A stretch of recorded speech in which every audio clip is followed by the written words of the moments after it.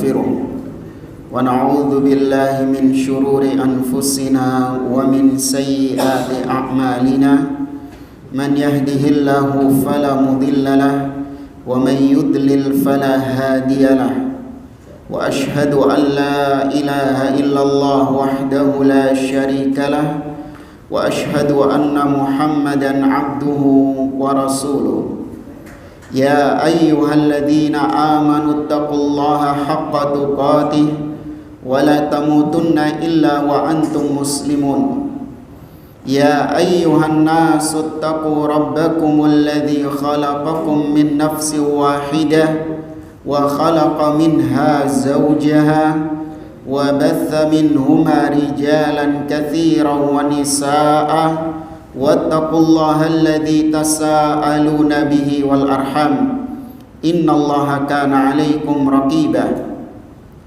يا أيها الذين آمنوا اتقوا الله وقولوا قولا سديدا يصلح لكم أعمالكم ويغفر لكم ذنوبكم ومن يطع الله ورسوله فقد فاز فوزا عظيما أما بعد فإن أصدق الحديث كتاب الله وخير الهدي هدي محمد صلى الله عليه وسلم وشر الأمور محدثاتها وكل محدثة بدعة وكل بدعة ضلالة وكل ضلالة في النار. Ma'asyiral muslimin, ikhwani fillah, rahimani wa rahimakumullah.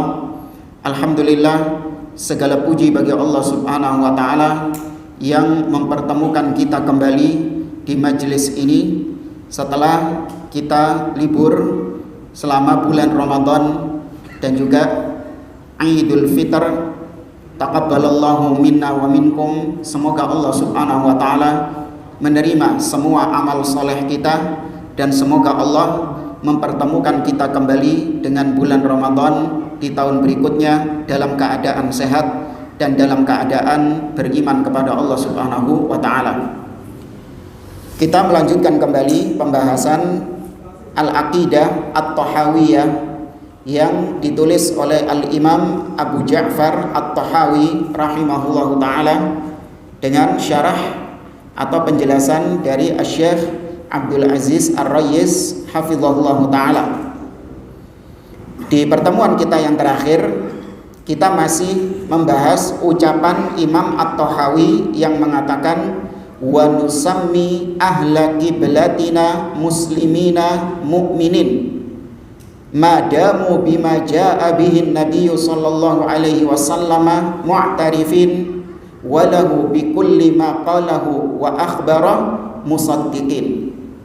Kata beliau, dan kita meyakini orang-orang yang berkiblat dengan kiblat kita yakini mereka sebagai kaum muslimin, kaum mukminin, sepanjang mereka mengakui Nabi Muhammad SAW dan mereka membenarkan apa yang dikabarkan oleh Nabi Muhammad SAW. Ini sudah kita sampaikan beberapa pembahasan turunan dari ucapan beliau ini. Di antaranya ya min babil murajaah, ya sebagai murajaah karena mungkin sudah lama kita nggak ketemu. Di antara pembahasan yang dibahas adalah yaitu seorang itu dihukumi sesuai dengan apanya? Zahirnya. Sesuai dengan zahirnya.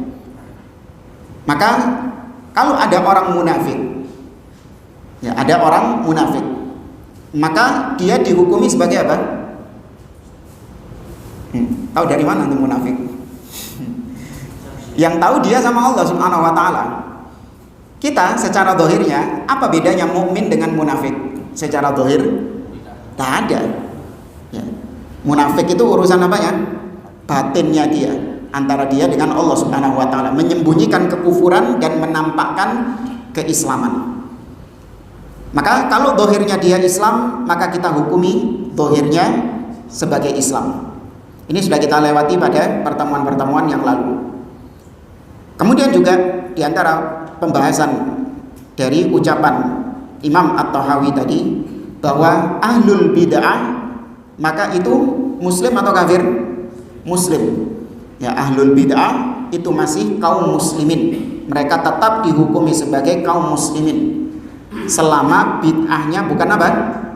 Mukaffirah, bukan bid'ah yang menyebabkan dia keluar dari Islam seperti bid'ahnya Jahmiyah atau bid'ahnya orang-orang Syiah Rafidhah misalnya dan yang lainnya.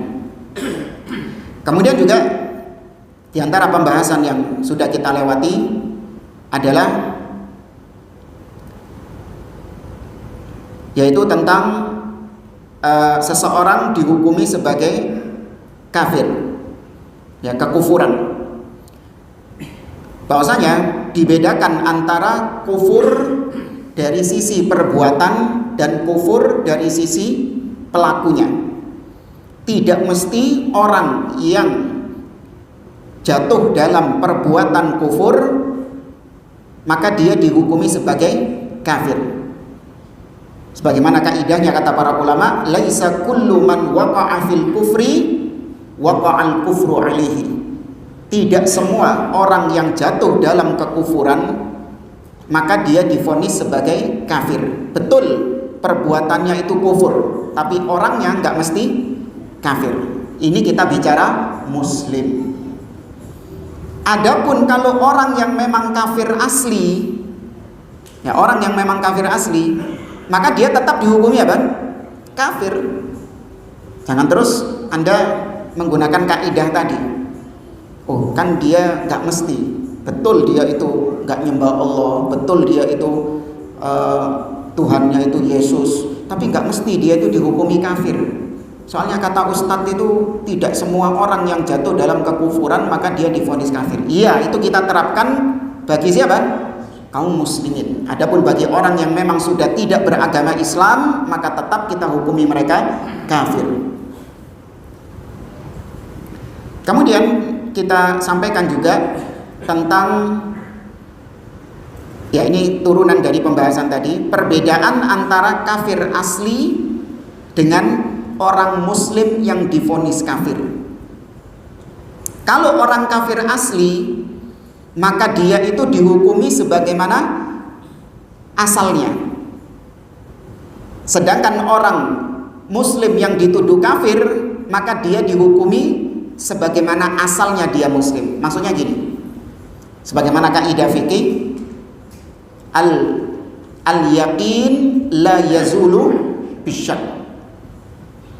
Ada orang kafir, tetangga Anda misalnya, orang Nasrani, jelas dia ini orang Nasrani, zahirnya memang aslinya dia orang Nasrani.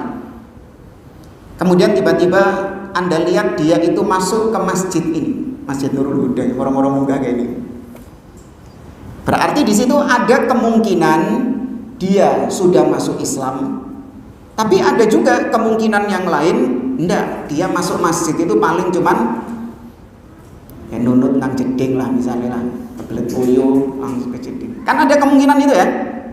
Nah, maka Anda pakai yang mana? Nah, ini kan meragukan kan? Iya, bisa jadi dia sudah masuk Islam, makanya dia mlebu masjid kate sembahyang, kate sholat. Tapi enggak, bisa jadi juga dia ini tetap kafir, tapi saking mlebu masjid ini gara-gara apa? Ngoyo gitu.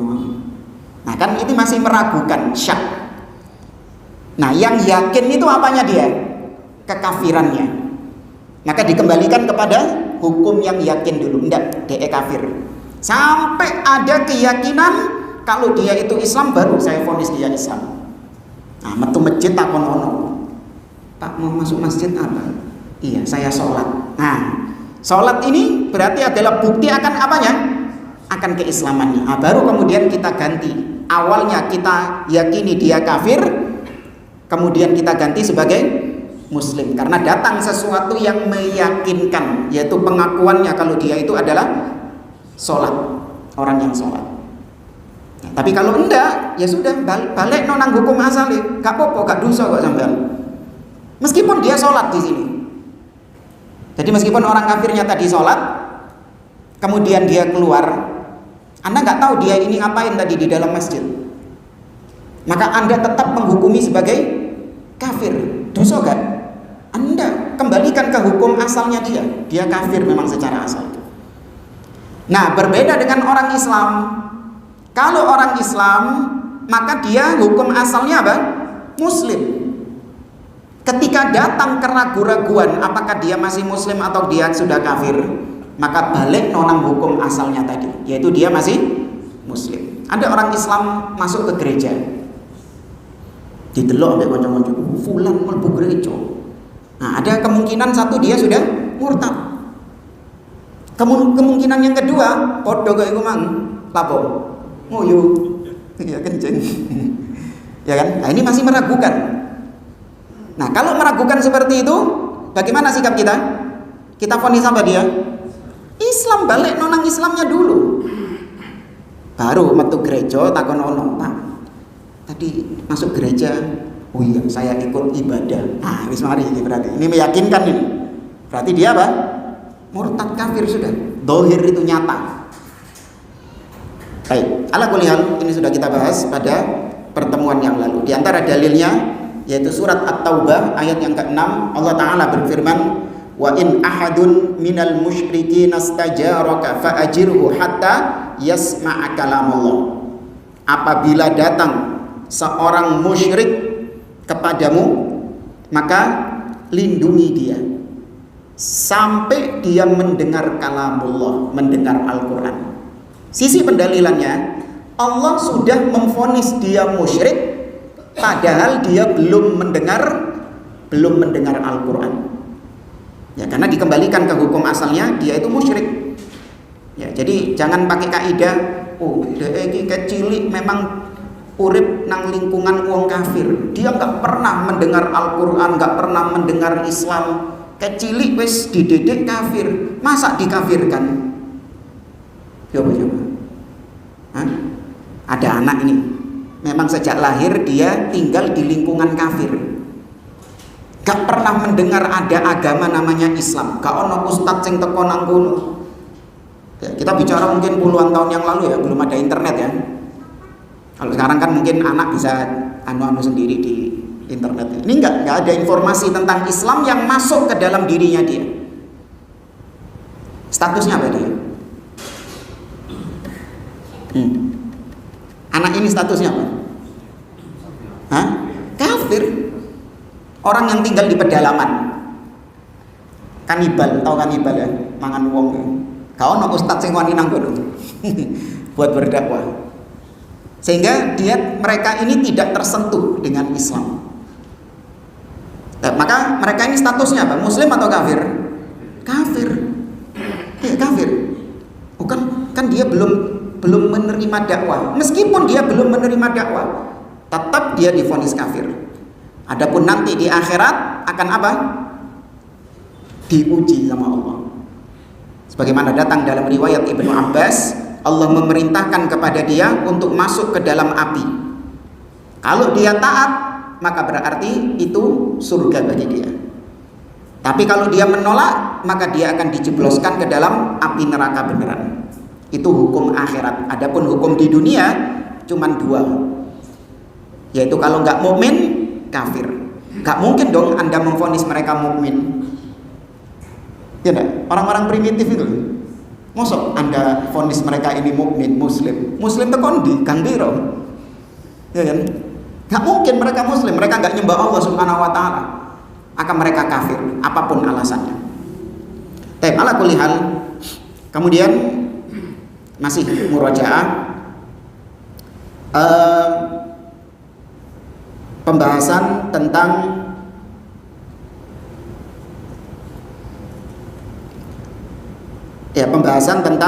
vonis kafir terhadap individu. Ahlus sunnah meyakini bahwa seorang muslim itu bisa keluar dari Islam apabila melakukan perbuatan atau meyakini keyakinan kufur, melakukan perbuatan kufur atau mengucapkan ucapan yang kufur.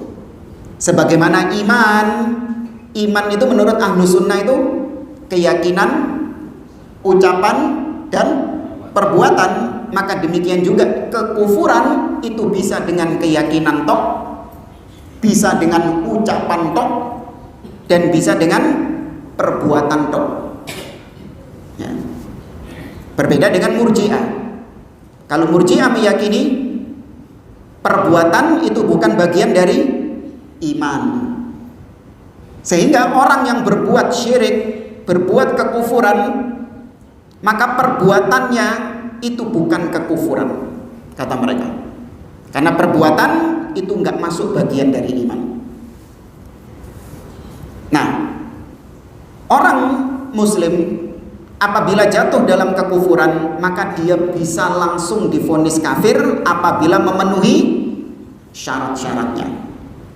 Jadi kita tidak gegabah, tidak serampangan dalam memvonis seorang muslim itu kafir sampai terpenuhi syarat-syaratnya ini. Maka dari sini kita menolak tuduhan orang-orang yang ada di luar sana yang menuduh ahlus sunnah as-salafiyun sebagai takfiriyun, yang suka memvonis kafir sesama muslim. Yang kita sampaikan kebanyakan adalah perbuatan. Kita sampaikan perbuatan, bahwasanya perbuatan ini kufur, minta kepada kuburan-kuburan keramat kufur, pakai jimat itu kesyirikan, pergi ke dukun kesyirikan, percaya ramalan-ramalan itu syirik. Kita sampaikan. Tapi pelakunya apakah otomatis kita vonis mereka kafir? Tidak. Ya, bukan tidak artinya nggak boleh, enggak. Ya boleh, tapi harus memenuhi syarat. Murji'ah nggak boleh divonis kafir, kata mereka. Bagaimanapun perbuatan mereka nggak boleh divonis kafir. Itu Murji'ah. Kalau kita enggak, oleh vonis kafir itu gak apa-apa, tapi harus memenuhi syarat. Nek Khawarij gak ada syarat-syaratan. Ngerti ya? Khawarij gak pakai syarat-syaratan. Ada orang jatuh dalam kekufuran, kafir. Ada orang jatuh dalam kesyirikan, kafir. Bahkan jangankan kekufuran, kesyirikan, kemaksiatan saja mereka kafirkan. Gak pakai syarat-syaratan, gak pakai, langsung mereka vonis kafir. Nampak ya bagaimana ahlu sunnah itu berada di mana? Pertengahan. Khawarij gegabah memvonis kafir, Murji'ah menolak namanya vonis kafir. Adapun ahlu sunnah ada vonis kafir itu, tapi ada rinciannya. Murajaah apa? Syarat atau penghalang kekafiran. Yang pertama al-ilmu, ya, al-ilmu. Yang kedua al-ilmu berarti lawannya al-jahl, kebodohan, ketidaktahuan. Yang kedua penghalang kekafiran al-iqrar, yaitu dipaksa. Sedangkan lawannya berarti apa? Ya ar-ridho, tanpa paksaan.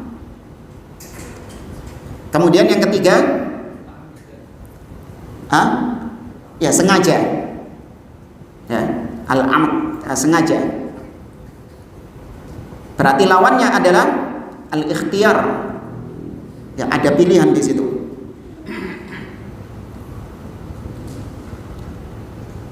Taib.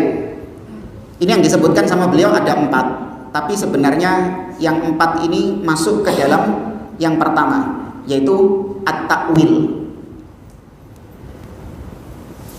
Orang yang jahil, yang tidak tahu, maka dia tidak divonis kafir, tidak divonis syirik. Ada orang yang melakukan perbuatan syirik, tapi dia nggak tahu kalau itu adalah perbuatan syirik. Ada orang yang mengucapkan ucapan syirik, tapi dia tidak tahu kalau itu adalah ucapan syirik. Ada orang yang meyakini keyakinan syirik, tapi dia nggak tahu kalau itu adalah keyakinan yang syirik, maka tidak dikafirkan. Ya, di antara dalilnya sudah kita sampaikan pada pertemuan-pertemuan yang lalu, yaitu Allah Subhanahu wa taala berfirman, atau Nabi SAW ketika Mu'adz bin Jabal sujud kepada Nabi, maka Nabi tidak mengkafirkan Mu'adz bin Jabal. Padahal sujud kepada selain Allah itu perbuatan apa? Syirik. Nabi tidak mengkafirkan Mu'adz karena Mu'adz dianggap tidak tahu. Nabi mengatakan, "Lau kuntu amiran ahadan ayyasjuda li ahadin ghairallah la amartul mar'ata an tasjuda li zawjiha." Seandainya boleh aku perintahkan seseorang sujud kepada selain Allah, maka aku perintahkan istri-istri sujud kepada suaminya. Aku perintahkan para istri untuk sujud kepada suaminya. Ini perbuatan. Adapun ucapan diantaranya adalah yaitu seorang jariyah, budak wanita yang pernah menyenandungkan syair berisi pujian kepada Nabi SAW, tapi hulu. Ya, penyair ini mengatakan, wa fina nabiyyun ya'lamu ma fi ghadin. Di antara kita, di tengah-tengah kita ada seorang nabi yang tahu apa yang akan datang. Ya, nabi ini tahu apa yang terjadi di masa yang akan datang, terjadi esok. Dari mana sisi syiriknya? Tahu yang gaib itu cuman siapa? Cuman Allah. Nabi nggak tahu yang gaib, tapi kata budak ini, Nabi tahu yang akan datang. Berarti ini ucapan yang apa? Syirik. Tapi Nabi tidak mengkafirkan budak wanita itu. Ya, diberi karena ada penghalangnya, yaitu ketidaktahuan. Para sahabat ketika perang Hunain meminta kepada Nabi SAW untuk dibuatkan pohon keramat. Mereka mengatakan, ij'al lana dzata anwat kama lahum dzatu anwat. Wahai Rasulullah, buatkan untuk kami pohon keramat, untuk kami menggantungkan senjata-senjata kami biar sakti. Sebagaimana kaum musyrikin itu punya pohon keramat menggantungkan senjata-senjata mereka. Perbuatan apa ini? Syirik, permintaan syirik, ucapan syirik, tapi Nabi tidak mengkafirkannya. Demikian juga kisah yang disampaikan Nabi SAW tentang wasiat seorang bapak kepada anak-anaknya sebelum meninggal. Sang bapak mengatakan, fa idza ana mitu fa ahrikuni thumma idhanuni thumma dharuni fil yam la in qadarallahu an yab'atha alayya la yu'adzibani 'adzaban la yu'adzibuhu ahadan minal alamin. Kata sang bapak ini riwayatnya ada dalam riwayat Imam Bukhari. Wahai anak-anakku, kalau aku mati maka bakar tubuhku. Setelah itu tumbuk sampai hancur, kemudian tebarkan abunya di laut. Sungguh, kalau Allah mampu untuk membangkitkan aku, pasti Allah akan mengadab aku dengan adab yang tidak pernah dia adab seorang pun seperti adabnya kepadaku. Ini kufurnya dari sisi apa? Hah? Kufurnya dari sisi apa ini? Pak, antum paham nggak kisahnya tadi? Jangan antum nggak paham. Jadi anak bapak wasiat sampai anak-anak enak, nek bapak mati obongan, nek wis mateng tumbuhan. Kalau sudah hancur tebar di laut, mencar-mencar kan? Nah, cek opo? Biar Allah nggak mampu membangkitkan dia, karena jasadnya sudah nyebar, kangelan Allah, menurut maksudnya. Tapi kalaupun Allah bisa, meskipun sudah disebar-sebar itu, Allah masih tetap bisa membangkitkan aku, maka sungguh aku akan disiksa dengan siksaan yang sangat pedih, karena dia pelaku dosa. Tapi ternyata ketika Allah Subhanahu wa Ta'ala membangkitkan dia, Allah bertanya kepada dia, ma hamalaka ala dzalik, apa yang mendorongmu melakukan perbuatan itu? Dia mengatakan, khasyataka, karena takutku kepadamu ya Allah. Ternyata diapakan sama Allah? Diampuni malah. Loh, berarti kalau diampuni menunjukkan dia muslim atau kafir? Muslim. Karena orang kafir nggak mungkin diampuni di akhirat. Innallaha la yaghfiru an yushraka bih wa yaghfiru ma duna dzalika liman yasha.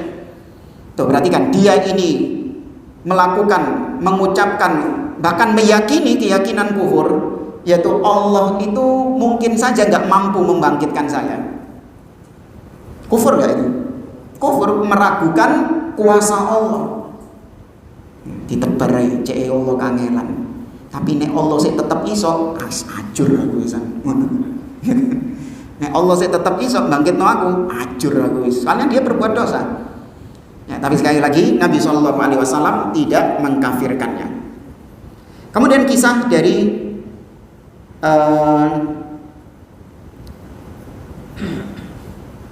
kisah yang terjadi di zaman Umar ibn Khattab radhiyallahu taala anhu, yaitu seorang sahabat yang bernama Qudamah bin Mad'un Al-Badri. Dia ini veteran perang Badar. Di zaman Umar ibn Khattab dia menghalalkan khamr. Bukan minum khamr. Kalau minum khamr maksiat. Ini menghalalkan khamr. Menghalalkan apa yang Allah haramkan. Ini kategorinya apa? Maksiat, bid'ah atau kufur? Kufur. Menghalalkan yang diharamkan Allah. Dia menghalalkan khamr. Tapi para sahabat tidak ada yang mengkafirkannya. Kenapa? Karena dia salah takwil, salah dalam memahami ayat. Yaitu firman Allah Subhanahu wa taala dalam surah Al-Maidah. Allah Subhanahu wa taala mengatakan laisa 'alal ladzina amanu junahun fima ta'imu idza mattaqau wa amanu. Ya, tidak ada dosa bagi orang-orang yang beriman atas apa yang mereka makan sepanjang mereka beriman dan bertakwa. Kata dia, nahnu ittaqainallah, kita bertakwa kepada Allah, maka nggak ada masalah, nggak ada dosa atas apapun yang kita makan dan kita minum selama kita bertakwa kepada Allah. Maka dibantah oleh para sahabat ketika itu bahwa kalau kau memang bertakwa kepada Allah, maka harusnya kau meninggalkan khamr, bukan malah minum khamr. Tapi tidak dikafirkan. Itu menunjukkan bahwa ketidaktahuan itu diberi udzur. Orang yang tidak tahu diberi udzur, sehingga pelakunya tidak dikafirkan. Kemudian yang kedua, di antara syarat kekufuran adalah, atau penghalang kekufuran adalah al-ikrah, yaitu paksaan. Berarti lawannya adalah al-ikhtiyar, tidak ada paksaan, alias pilihannya sendiri. Dalilnya apa? Kisah siapa yang dipaksa? Ammar bin Yasir. Ya, Ammar bin Yasir dipaksa untuk mengucapkan ucapan kufur. Kalau enggak dia dibunuh. Maka dia pun mengucapkannya. Ketika dia menyesal dan datang kepada Nabi SAW, maka turun firman Allah Subhanahu wa taala dalam surat An-Nahl, "Man kafara billahi min ba'di imanihi illa man ukriha wa qalbuhu mutmainnun bil iman, walakin man syaraha bil kufri sadran fa alaihi ghadabun minallah wa lahu 'adzabun 'adzim." Barang siapa yang kufur setelah dia beriman, maka dia akan mendapatkan siksa, kecuali yang dipaksa sedangkan hatinya masih tetap beriman. Maka Nabi berpesan kepada Ammar, fa in adu fa'ud. Wahai Ammar, kalau mereka mengulangi lagi memaksamu seperti itu, ulangono maneh, gak apa-apa. Tambah dipersilahkan sama Nabi SAW.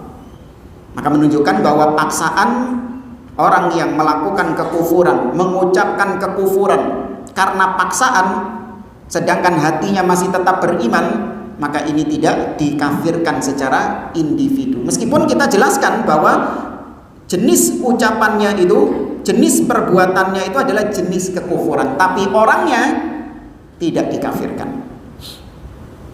Kemudian yang kedua adalah ketidaksengajaan, ya, alias al-khata'. Ya, ketidaksengajaan, yaitu kisah yang disampaikan oleh Nabi SAW tentang seorang yang kehilangan unta dan perbekalannya di tengah gurun pasir.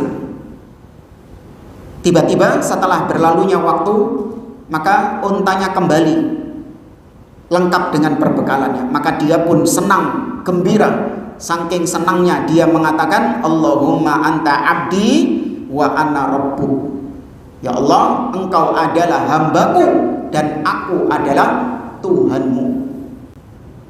Kewalitnya, saking senangnya. Tapi dikafirkan nggak orang ini? Tidak dikafirkan karena dia tidak sengaja. Ya, dia tidak sengaja. Nabi mengatakan akhta'a li syiddatil farah. Orang ini salah, keliru karena saking senangnya.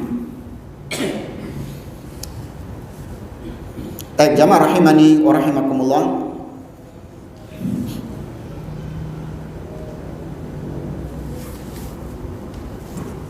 Kemudian kita sampai pada permasalahan al-udhur bil jahl. Ini masalah yang sering didengungkan oleh orang-orang takfiriyun, di mana mereka menihilkan adanya al-udhur bil jahl. Orang yang melakukan kekufuran, dia itu nggak usah dikasih udhur karena ketidaktahuannya, tapi langsung saja divonis kafir. Secara ringkas, nanti insya Allah rinciannya datang di pertemuan berikutnya saja, karena nanti kalau dipotong-potong juga gagal paham. Memang ada beberapa kasus yang pelakunya itu tidak diberi udhur apabila dia melakukannya, meskipun dia nggak tahu, nggak dikasih udhur, tetap dia langsung divonis kafir.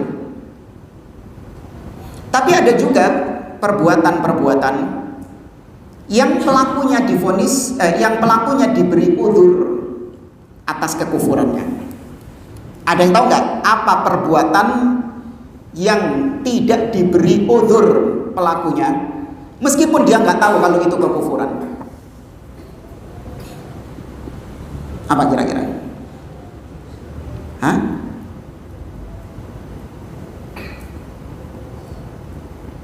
Apa? Menyembelih untuk selain Allah diberi udhur. Kalau dia nggak tahu hukum menyembelih untuk selain Allah itu syirik, kufur, dia diberi udhur. Apa yang tidak diberi udhur? Iya, al-istihza atau as-sab, yaitu mencela, mengolok, menghina Allah Subhanahu wa taala, menghina Nabi Shallallahu alaihi wasallam, atau menghina Islam, syariat Islam, yang memperolok. Maka ini tidak diberi udhur meskipun dia nggak tahu kalau itu adalah kekufuran. Oh, gak ero aku nek iki hukume kafir, tak kira gak apa-apa. Ndak. Misalnya gini, kecuali wong gak waras ya, nek wong gak waras ya aja dikafirno. Sing gak waras apa iku? Nah, misalnya antum lihat ada orang ngambil mushaf, kemudian sama dia diinjek-injek mushaf ini. Ya, Al-Quran ini diinjek-injek sama dia. Kemudian Anda katakan kepada dia bahwa ini adalah bentuk istihza, dan istihza itu kekufuran. Kau bertobatlah kepada Allah Subhanahu wa taala. Ya, bertobatlah kepada Allah Subhanahu wa taala karena kau telah melakukan perbuatan kufur dan kau itu kafir. Langsung divonis nggak apa-apa. Ngerti ya? Nggak perlu diperinci seperti ini. Langsung divonis nggak apa-apa. Yo nek gak sengaja. Misalnya antum taruh mushaf di bawah karpet sini, atau ada mushaf kecil mungkin, ya kan? Ada mushaf kecil gak sengaja diinjak, ini beda lagi. Enggak, ini sengaja dia. Maka langsung divonis orangnya kafir, gak kon kafir. Dihukumi sebagai orang kafir. Ngeles wonge. Loh iya ta. Ini masuk kategori kafir, bukan maksiat. Enggak, itu bukan maksiat. Oh gak ero aku. Tak kira anu iku mlebune maksiat iku. Atau tak kira gak apa-apa kayak bercanda buat guyonan. Meskipun dia nggak tahu kalau itu kekufuran, tetap divonis atau enggak? Tetap divonis, nggak kasih udhur, nggak dapat udhur dia.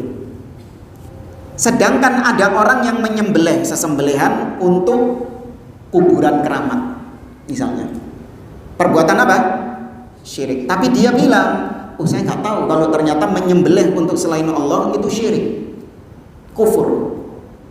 Saya nggak tahu hukumnya. Diberi udzur, kenapa kok beda? Kenapa kok yang istihza nggak dikasih udzur, sedangkan yang syirik, yang menyembelih untuk selain Allah diberi udzur karena ketidaktahuannya? Padahal iki wong loro iki pada gak weruh. Sama-sama nggak tahu hukumnya. Yang nginjek mushaf, yang mencela Allah, yang mencela Rasul, dia nggak tahu hukumnya itu kufur. Misalnya dia istihza ya, baca Al-Quran sambil pakai musik misalnya. Oh ya, ini istihza. Ini bedanya istihza sama sab. Kalau sabbun itu langsung mencela. Nah, Muhammad itu pendusta, Allah itu langsung dicela sama dia. Tapi kalau istihza memperolok. Memperolok artinya tadi dikai bercandaan, dibikin guyonan. Apa maksudnya ya? Jadi baca Quran mungkin sambil nyanyi, sambil musik misalnya. Ini istihza. Kenapa ini nggak dikasih udzur, sedangkan yang menyembelih untuk selain Allah kok dikasih udzur? Kenapa? Sama-sama sengaja. Ini sama-sama sengaja, sama-sama sadar, bukan dipaksa juga. Sama-sama nggak tahu hukumnya. Kata para ulama, kalau istihza sama sab, yang memperolok atau mencela Allah dan Rasulnya, mencela agama, ini murni dari tujuannya itu memang adalah untuk mencela, merendahkan Allah Subhanahu wa taala, merendahkan Nabi Muhammad SAW. Gak ada niat lain selain itu. Gak ada niat lain memang selain benci kepada Allah, benci kepada Nabi, benci kepada Islam. Beda sama yang menyembelih untuk selain Allah tadi. Secara asal niatnya dia bang, niatnya dia beribadah kepada Allah, ya kan? Niatnya dia beribadah kepada Allah Subhanahu wa taala. Lihat orang-orang yang minta-minta kepada kuburan-kuburan keramat itu. Tujuan mereka minta kepada siapa? Allah, saking melalui kuburan keramat itu. Jadi mereka tujuannya bukan mencela Allah, tujuannya bukan mencela Islam. Tujuannya baik tapi salah jalan, makanya dikasih udzur. Adapun yang istihza nggak dikasih udzur. Apa kata Allah Subhanahu wa taala? Qul abillahi wa ayatihi wa rasulihi kuntum tastahzi'un la ta'tadiru qad kafartum ba'da imanikum. Apakah dengan nama Allah, ayat-ayatnya, dengan Rasulnya kalian memperolok? Jangan kalian cari-cari alasan, cari-cari udzur. Oh iya, aku guyonan mau ibu. Oh enggak, aku tadi tidak serius, tadi cuma bercandaan saja. Oh enggak, ini cuma buat konten saja. Enggak, jangan cari-cari alasan. Kalian telah kafir setelah kalian beriman. Maka boleh dikafirkan langsung, nggak dikasih udzur. Kalau kasusnya apa? Istihza. Tapi kalau kasusnya selain itu, maka diberi udzur. Biasa dek pindah makan kurang 2 menit maliannya ini. Baik, jamaah rahimani wa rahimakumullah. Maka sekali lagi, permasalahan udzur bil jahl ini tidak ada kaitannya dengan vonis murji'ah. Ya, tidak ada kaitannya dengan vonis murji'ah. Karena orang-orang khawarij di luar sana menuduh ahlu sunnah murji'ah gara-gara ahlu sunnah menerapkan udzur bil jahl, menerapkan udzur atas ketidaktahuan kepada seseorang yang jatuh dalam perbuatan kufur. Dikasih udzur, nggak dikafirkan. Kata orang-orang takfiri, wah itu murji'ah. Jane wong sing jatuh dalam kekufuran gak usah dikei udzur, langsung divonis kafir, gak popo. Lihat-lihat dulu apa kasusnya. Kalau kasusnya istihza, iya. Nah, kalau kasusnya istihza, memperolok agama, memperolok syariat, memperolok Allah dan Rasulnya, iya, kafirkan. Kayak siapa itu yang viral? Permadi itu, tahu? Nah, itu kafirkan itu. Abu Janda itu. Kafirkan itu. Gak usah dikasih udzur. Karena jelas bagaimana celaannya dia kepada Islam, celaannya dia kepada Allah, Rasulnya, kepada syariat Islam nampak jelas. Ya, jadi nggak usah dikasih udzur. Oh, tapi kan dia ini orang yang nggak tahu. Bisa saja dia ini orangnya belum sampai hujah kepada dia. Enggak. Kalau urusan istiza nggak ada sampai hujah atau belum sampai hujah. Weruh gak weruh divonis apa? Kafir. Ya, wallahu a'lam bishawab. Kita lanjutkan setelah adzan.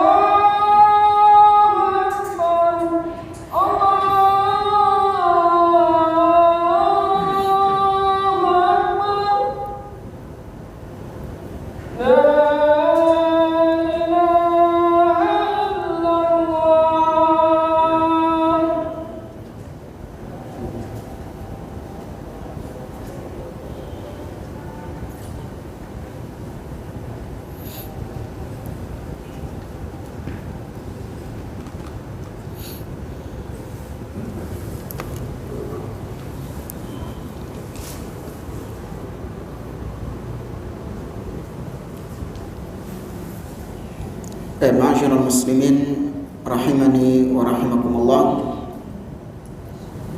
Kita lanjutkan kembali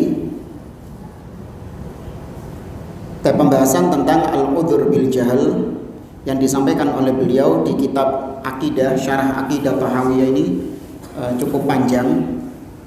Jadi nanti insyaallah akan kita ringkaskan dari ceramah beliau yang ada di kitab An-Nawaqidu Al-Islam.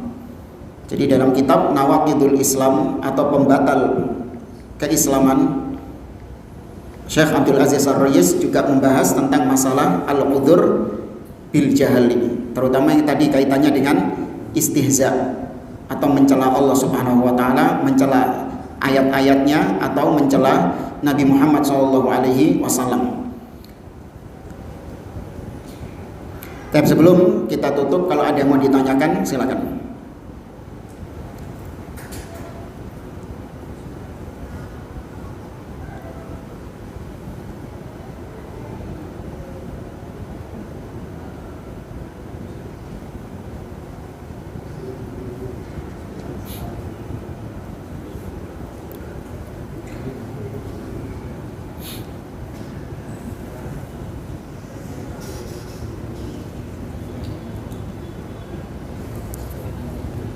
Tidak ada.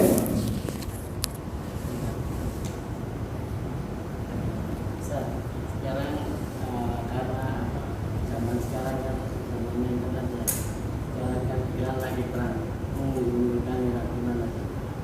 Mengapa? Mengunggulkan Iran. Ini kata Allah Subhanahu wa taala, wa tilkal ayyamu nudawiluha bainan nas. Hari itu berputar. Apa yang terjadi sekarang itu terjadi di zaman-zaman sebelumnya. Maka seorang muslim hendaklah dia itu mengambil ibrah pelajaran dari sejarah yang sudah berlalu.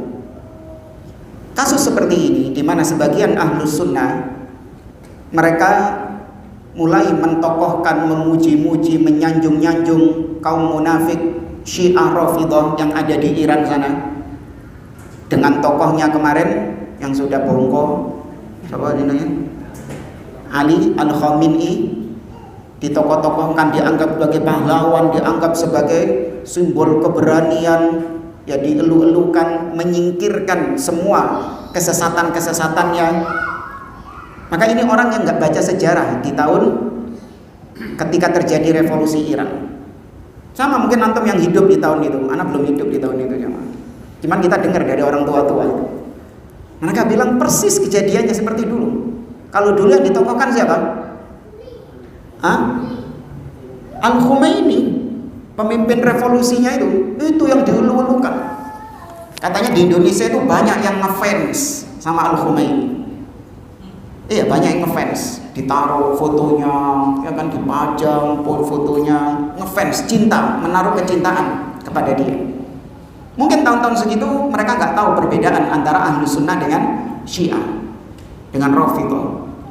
Tapi seiring dengan berjalannya waktu, ya tulisan-tulisannya, statement-statementnya Al-Khomeini menampakkan bagaimana kekufurannya dia, bagaimana kebenciannya kepada Islam dan kaum muslimin. Bahwasanya Syiah Rafidhah bukanlah dari kaum muslimin sama sekali. Maka nggak perlu ada pembelaan kepada mereka, nggak perlu ada dukungan kepada mereka, karena dukungan dan pembelaan kita terhadap mereka itu promosi buat mereka kepada orang-orang awam. Apalagi yang sudah ngaji sunnah katanya, yang masih mendukung Syiah, masih mendukung Rafidhah, ini musibah. Kalau orang-orang awam mungkin masih bisa kita maklumi, mereka nggak paham hakikat perbedaan antara ahlu sunnah dengan Syiah Rafidhah. Yang ahlu sunnah, yang dididik dengan sunnah, terus disampaikan namanya sunnah, manhaj salaf. Salaf itu maksudnya siapa? Sahabat Nabi SAW. Sedangkan Rafidhah, simbol kesesatan terbesar mereka adalah membenci, mengkafirkan, mencaci maki para sahabat Nabi SAW. Oh, enggak semua Syiah itu kafir. Iya, enggak semua Syiah kafir, tapi semua Syiah pasti sesat. Enggak ada Syiah yang enggak sesat. Semua Syiah pasti sesat. Kesesatan mereka bertingkat-tingkat. Dan yang enggak sesat ini segelintir. Itu yang diangkat-angkat. Enggak semua Syiah itu sesat. Ada Syiah yang masih muslim, Syiah Zaidiyah. Piro jumlah Syiah Zaidiyah ini? Sidik. Yang mendominasi adalah Imamiyah, Rafidhah, Nusairiyah, Batiniyah, Qaramithah. Ini yang mendominasi, yang ada di Iran, Lebanon, Suriah, Irak. Itu Syiah yang sudah level kufur. Baca kitab-kitab mereka. Kita sekarang diberi kemudahan oleh Allah Subhanahu wa taala bisa dengan mudah untuk membaca kekufuran-kekufuran mereka dari kitab-kitab asli rujukan mereka. Ya, bahkan track recordnya Al-Khomeini, kemudian yang kemarin Ali Al-Khamenei itu dibongkar semua, track recordnya, tulisannya dia. Nampak bagaimana kekufurannya. Ngapain dibela? Oh, berarti bela Zionis, la hada wa la hada. Ya, tidak ada kelaziman seperti itu. Ya, cuman memang kaidahnya, kata Nabi SAW, innallaha la yu'ayyidu hadzal din birajulin fajir, atau kama qala sallallahu alaihi wasallam. Sesungguhnya Allah bisa saja menolong agama ini dengan orang-orang yang rusak. Jadi Allah menolong ahlus sunnah, menolong kaum muslimin dengan orang-orang yang rusak, baik dari kalangan Rafidhahnya ataupun dari kalangan Yahudinya. Ya. Maka ahlus sunnah berlepas diri dari mereka. Wallahu a'lam.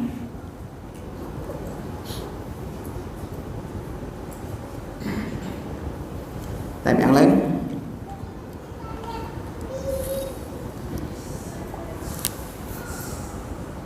Kalau tidak ada, kita cukupkan majelis kita. Subhanakallahumma wa bihamdik, asyhadu an la ilaha illa anta, astaghfiruka wa atubu ilaik. Assalamualaikum warahmatullahi wabarakatuh.